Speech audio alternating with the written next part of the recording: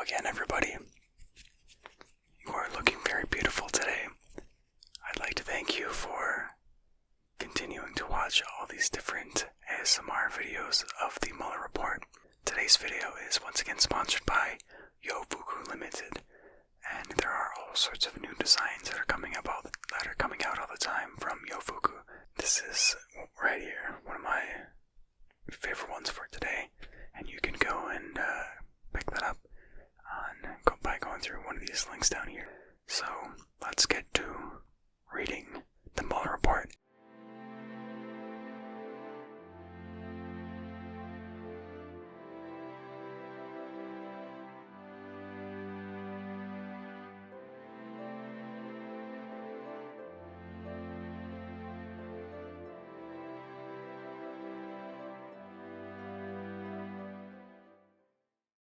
And let's get started. C. Additional GRU cyber operations.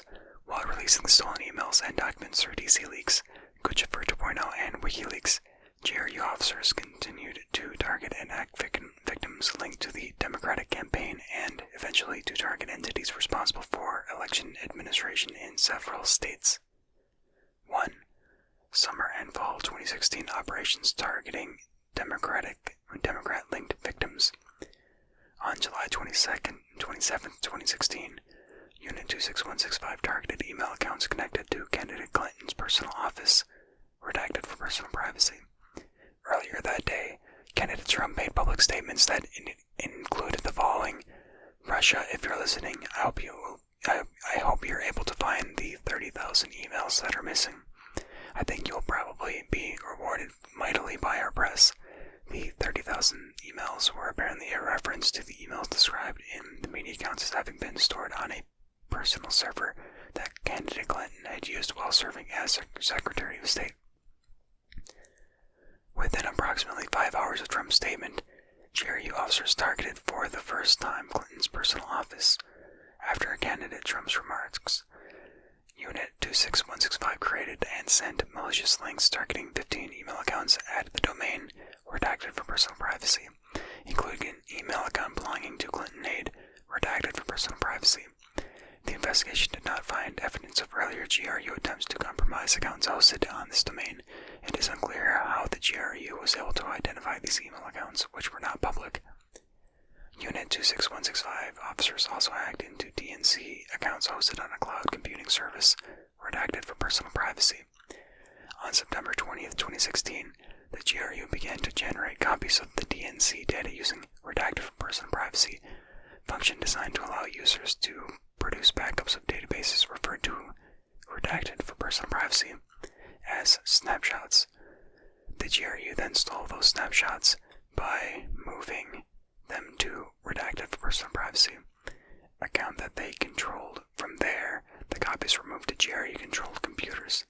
The GRU stole approximately 300 gigabytes of data from the DNC cloud-based account.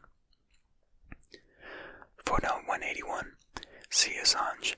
Murdered DNC staffer was potential WikiLeaks source. Fox News, August 25th, 2016, containing video of Assange interview by Megyn Kelly. Footnote 182. M. Raju and Z. Cohen, a GOP congressman's lonely quest defending Julian Assange. CNN, May 23, 2018. Footnote 183. Donald Trump on Russian and mining and missing Hillary Clinton emails. YouTube channel C-SPAN posted July 27, 2016. Available at YouTube link starting at 41 seconds. Footnote 184. Redacted for investigative technique. Back to the main page. 2. Intrusions targeting the administration of U.S. elections. In addition to targeting individuals involved in the Clinton campaign, GRU officers also targeted individuals and entities involved in the administration of the elections. Victims included U.S. state and local entities such as state boards of elections, SBOEs, secretaries of state, and county governments, as well as individuals who worked for those entities. The GRU also targeted private technology firms responsible for manufacturing and administrating election-related software and hardware such as voter registration software and electronic polling stations. The GRU continued to target these victims through the elections in November 2016. While the investigation identified evidence that the GRU targeted these individuals and entities, office did not investigate further. The office did not, for instance, obtain or examine servers or other relevant items belonging to these victims. The office understands that the FBI, the U.S. Department of Homeland Security, and the states have separately investigated that activity. By at least the summer of 2016, GRU officers sought access to state and local computer networks by exploiting known software vulnerabilities on websites of state and local governmental entities. GRU officers, for example, targeted state and local databases of registered users using a technique known as SQL injection, by which malicious code was sent to the state or local website in order to run commands, such as exfiltrating the database contents. In one instance, in approximately June 2016, the GRU compromised the computer network of the Illinois State Board of Elections by exploiting a vulnerability in the SPOE's website. The GRU then gained access to a database containing information on millions of registered Illinois voters and extracted data related to thousands of U.S. voters before the malicious activity was identified.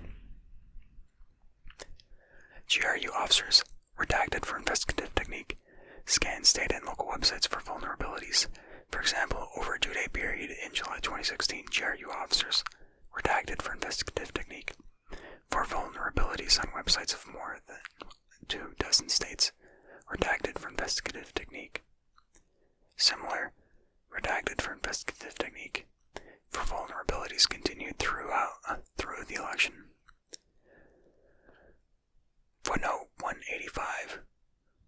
Index show indictment 34. See also SM-2589105-hack serial 29. Redacted for investigative technique. Footnote 186. Index show indictment 69. Footnote 187. Index show indictment 69. Redacted for investigative technique.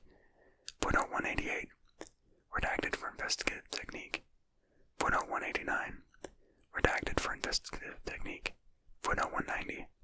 Redacted for investigative technique. Back to the main page. Unit 7455 also sent spear phishing emails to public officials involved in election administration and personnel at companies involved in voting technology. In August 2016, GRU officers targeted employees of Redacted for Personal Privacy, a voting technology company that develops software used by numerous U.S. counties to manage voter rolls and installed malware on the company network.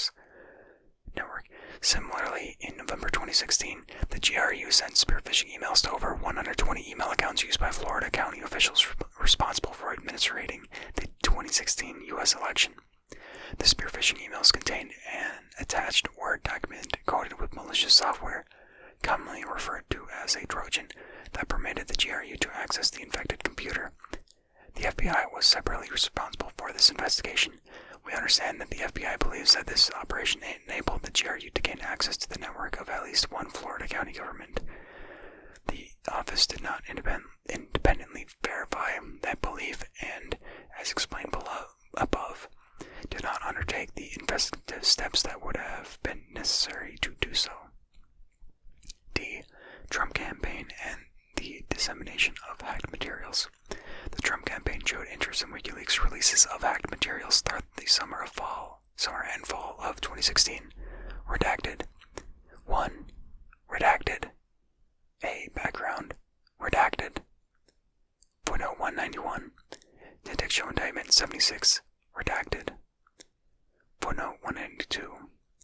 Redacted for investigative technique. The previous was redacted for investigative technique as well. Footnote 191. Index show indictment 76. Redacted for investigative technique. Footnote 192. Redacted for investigative technique. B. Contacts with the campaign about WikiLeaks. Redacted. Redacted. On June 12, 2016, Assange claimed in a television interview to have emails relating to Hillary Clinton which are pending publication, but provided no additional context. In debriefings with the office, former Deputy Campaign Chairman Rick Gates said that, redacted. Gates recalled candidate Trump being generally frustrated that the Clinton emails had not been found. Paul Manafort, who would later become campaign chairman, redacted. Footnote 193. Redacted. C. Maite Gajanan, Julian Assange time, DNC email release for Democratic Convention time. July 27, 2016, quoting the June 12, 2016 television interview. Footnote 195. In February 2018, Gates pleaded guilty. Footnote 195.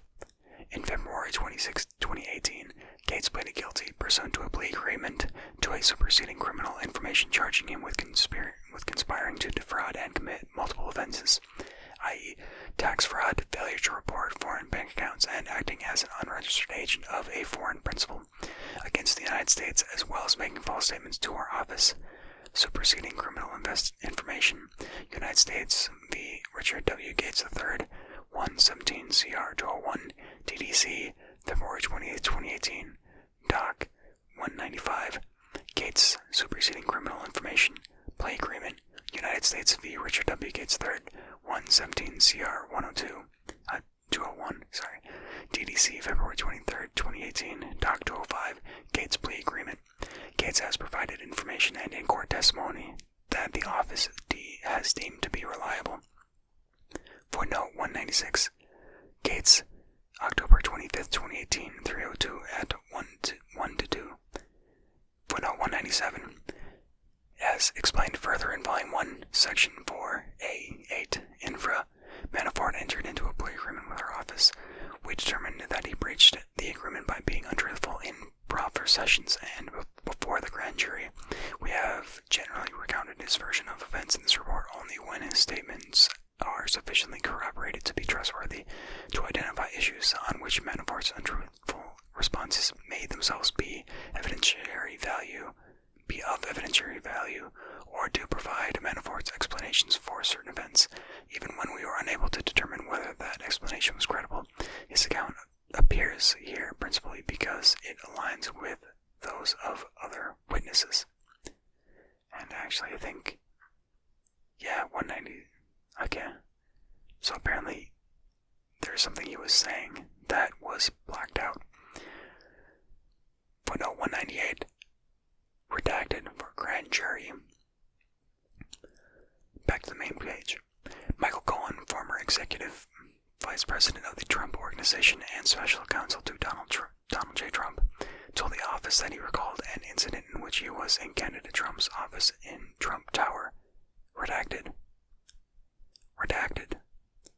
Cohen further told the office that after WikiLeaks' subsequent release of stolen DNC emails in July 2016, candidate Trump said to Cohen something to the effect of redacted.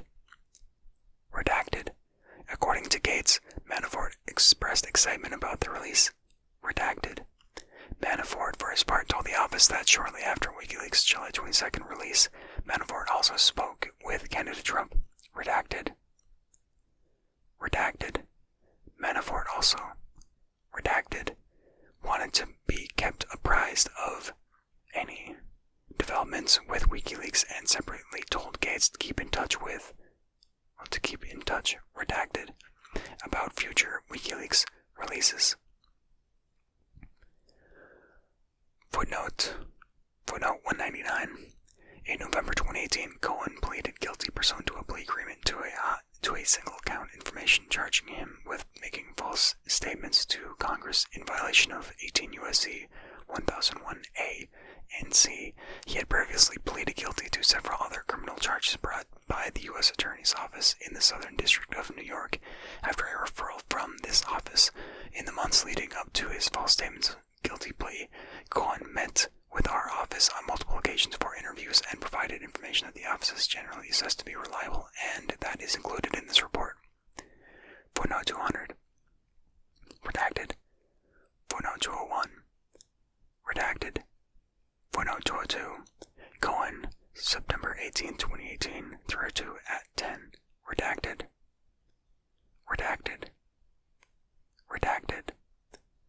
Footnote 203. Gates, October 25th, 2018, 302, serial 241 at 4. Footnote 204. Redacted for grand jury. Footnote 205. Redacted for grand jury. Back to the main page. According to Gates, by the late summer of 2016, the Trump campaign was planning a press strategy, a communications campaign, and messaging based on the possible release of Clinton emails by WikiLeaks. Redacted. Redacted. While Trump and Gates were driving to LaGuardia Airport. Redacted. Shortly after the call, candidate Trump told Gates that more releases of damaging information would be coming. Redacted. C. Redacted. Redacted. Corsi is an author who holds a doctorate in political science. In 2016, Corsi also worked for the media outlet World Net Daily, WND. Redacted. Footnote 206.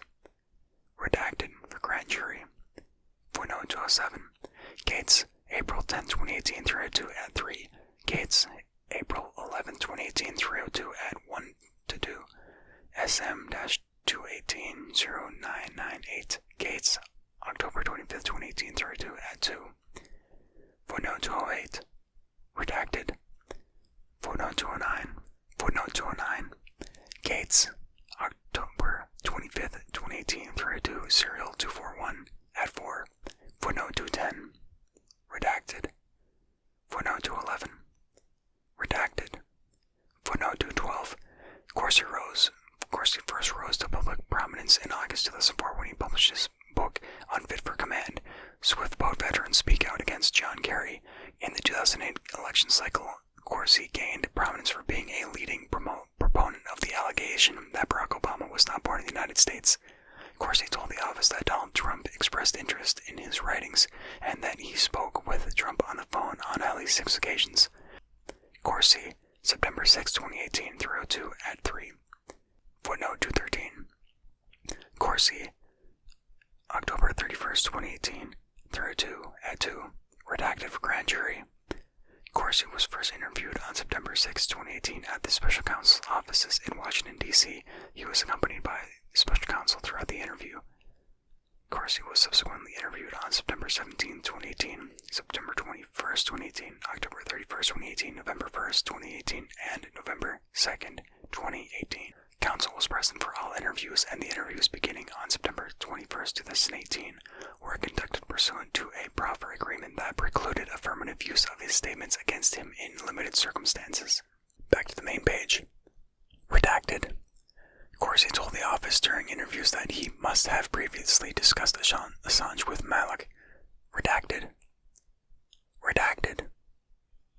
Redacted for grand jury. According to Malek, Corsi asked him to put Corsi in touch with Assange, whom Corsi wished to interview. Malek recalled that Corsi also suggested that individuals in the orbit of UK politician Nigel Farage might be able to contact Assange and asked if Malek knew them. Malek told Corsi that he would think about the request but made no actual attempt to connect Corsi with Assange. Redacted. Redacted. Footnote 214. Redacted. Footnote 215. Corsi, October 31st, 2018, 302 at 4.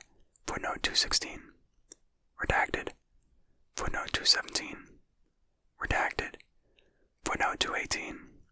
Redacted for grand jury.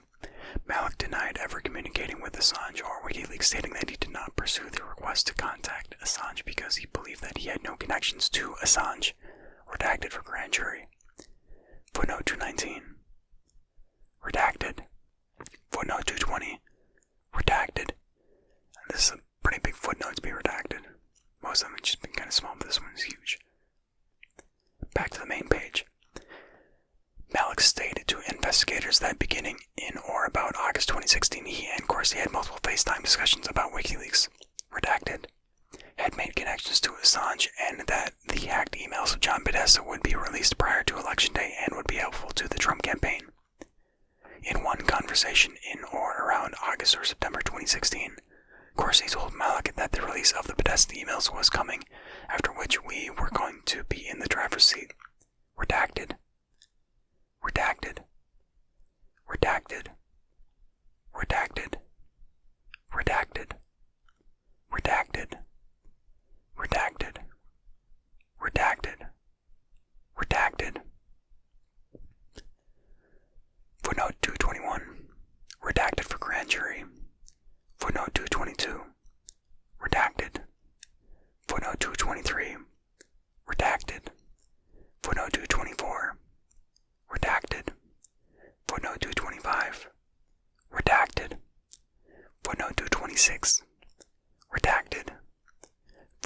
227. Redacted. Footnote 228. Redacted. Footnote 229.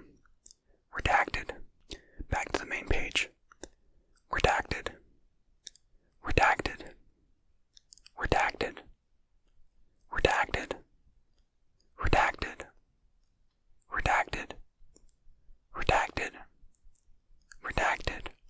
Say that entire page was redacted, a whole bunch of things, separated by footnotes. Footnote 230. Redacted. Footnote 231. Redacted. Footnote 232. Redacted. Footnote 233. Redacted. It's kind of a big one too. Footnote 234. Redacted. Footnote 235. Redacted. Footnote 236. Redacted. Footnote 237. Redacted. Footnote 238. Redacted. Back to the main page. D. WikiLeaks, October 7, 2016, release of stolen Podesta emails. On October 7, 2016, 4 days after the Assange press conference, redacted. The Washington Post published an Access Hollywood video that captured comments by candidate Trump some years earlier and was expected to adversely affect the campaign. Less than an hour after the video's publication, WikiLeaks released the first set of emails stolen by the jury from the account of Clinton campaign chairman John Podesta. Redacted. Redacted. Redacted. Redacted. Redacted. Corsi said that because he had no direct means of communicating with WikiLeaks, he told members of the news site WND who were participating on a conference call with him that day to reach Assange immediately. Corsi claimed that the pressure was enormous, and he recalled telling the conference call the Access Hollywood tape was coming. Corsi stated that he was convinced that his efforts had caused WikiLeaks to release the emails when they did. In a November 2018 interview, Corsi stated that he thought he had told people on a WND conference call about the forthcoming tape and had sent out a tweet asking whether anyone could contact Assange, but then said that maybe he had done nothing. Footnote 239. Candidate Trump can be heard off camera making graphic statements about women. Footnote 240. Redacted. Footnote 241. Redacted. Footnote 242. Redacted. Footnote 243. Redacted. Footnote 244. In a later November 2018 interview, Corsi stated, redacted, that he believed Malik was on the call but then focused on other individuals who were on the call invitation, which Malik was not. Separate travel records show that at the time of the call, Malik was aboard a transatlantic flight. Corsi at one point stated that after WikiLeaks' release of stolen emails on October 7, 2016, he concluded Malik had gotten in contact with Assange. Corsi, November 1st, 2018, 3:02 at 6. Back to the main page. The office investigated Corsi's allegations about the events of October 7, 2016, but found little corroboration for his allegations about the day. Redacted. Redacted. However, the phone records themselves do not indicate that the conversation was with any of the reporters who broke the Access Hollywood story, and the office has not otherwise been able to identify the substance of the conversation. Redacted. However, the office has not identified any conference call participant or anyone who spoke to Corsi that day who says that they received non-public information about the tape from Corsi or acknowledged having contacted a member of WikiLeaks on October 7, 2016 after a conversation with Corsi. E. Donald J. Trump interaction with WikiLeaks. Donald Trump Jr. had direct electronic communications with WikiLeaks during the campaign period. On September 20, 2016, an individual named Jason Fishbein sent WikiLeaks the password for an online website focused on Trump's unprecedented and dangerous ties to Russia. PutinTrump.org. WikiLeaks publicly tweeted, "Let's bomb Iraq. Progress for American PAC to launch PutinTrump.org at 9:30 a.m. Oops, PW is Putin Trump. PutinTrump.org. Several hours later, WikiLeaks sent a direct message to Donald Trump Jr. A PAC-run anti-Trump site, PutinTrump.org, was about to launch. The PAC is a recycled pro-Iraq war PAC. We have guessed the password. It is Putin Trump. See about for who is behind it. Any comments? Footnote 245. During the same interview, Corsi also suggested that he may have sent out public tweets because he knew Assange was reading his tweets. Our office was unable to find evidence of any such tweets. Footnote 246. Corsi, September 21st, 2018, 3:02 at 67. Footnote 247. Corsi, November 1st, 2018, 3:02 at 6. Footnote 248. Redacted. Redacted for grand jury. Footnote 249. Redacted. Footnote 250. Redacted. Redacted for grand jury. Redacted. Footnote 251. Redacted. Redacted for grand jury. Redacted. Redacted for grand jury. Redacted. Back to the main page. Several hours later, Trump Jr. emailed a variety of his senior campaign staff. Guys, I got a weird Twitter DM from WikiLeaks. See below. I tried the password and it works, and the About section they reference contains the next pick in terms of who is behind it. Not sure if this is anything, but it seems like it's really WikiLeaks. Ask me as I follow them, and it is a DM. Do you know the people mentioned and what the conspiracy they are looking for could be?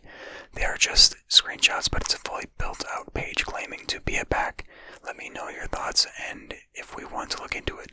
Trump Jr. attached a screenshot of the About page for the unlaunched site PutinTrump.org. The next day, after the website unlaunched publicly, Trump Jr. sent a direct message to WikiLeaks. Off the record, I don't know who that is, but I'll ask around. Thanks. On October 3rd, 2016, WikiLeaks sent another direct message to Trump Jr. asking you guys to help disseminate a link alleging candidate Clinton had advocated using a drone to target Julian Assange.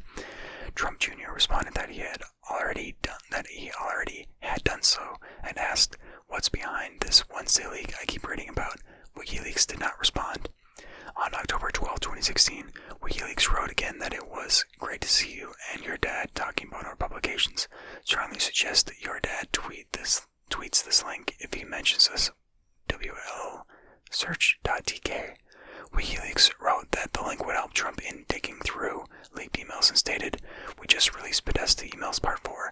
2 days later, Trump Jr. publicly tweeted the WLSearch.tk link." Footnote 252.